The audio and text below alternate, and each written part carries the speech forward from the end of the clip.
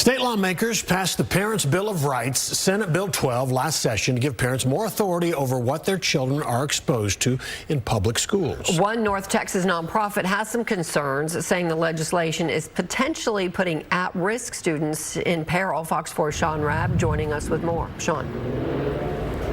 Hey, good evening to you. Yeah, a North Texas nonprofit really based here in Dallas says what the legislature has done that caused many school districts to drop these kind of outreach campus clubs.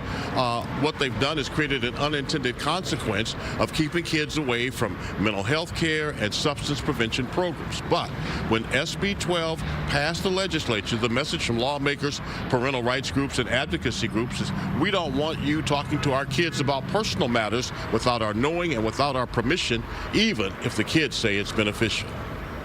Jalen Balderdes and Justin Newsom say the nonprofit Youth 180 has helped them with life lessons outside of the classroom.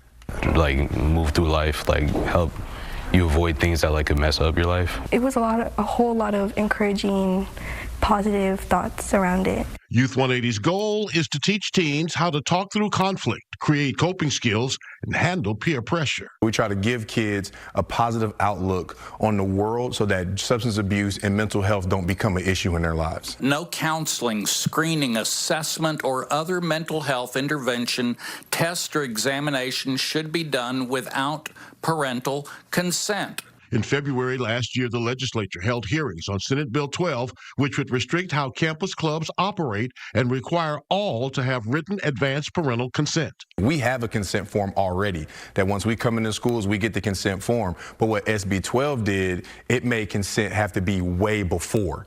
And so the parents had to say, yes, I want my kids to be able to have a program like Youth 180 in the school. That's when many districts decided it would be safer to drop outside clubs and groups from working with students, not finding themselves in potentially controversial crosshairs of the legislation.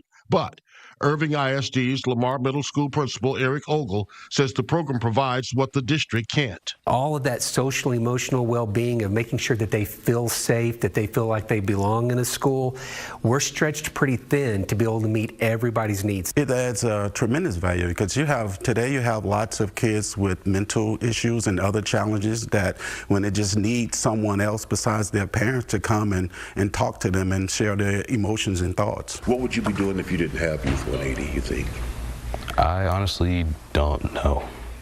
I honestly really don't know. But I know that Youth 180 has definitely made me a better person over time.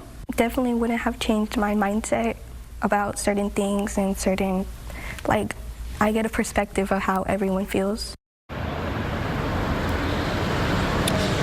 So you all remember Senate Bill 12 covered a lot of ground as it relates to parental rights and questions about what kind of subjects and conversations teachers and counselors could have with kids. All of that is under SB 12.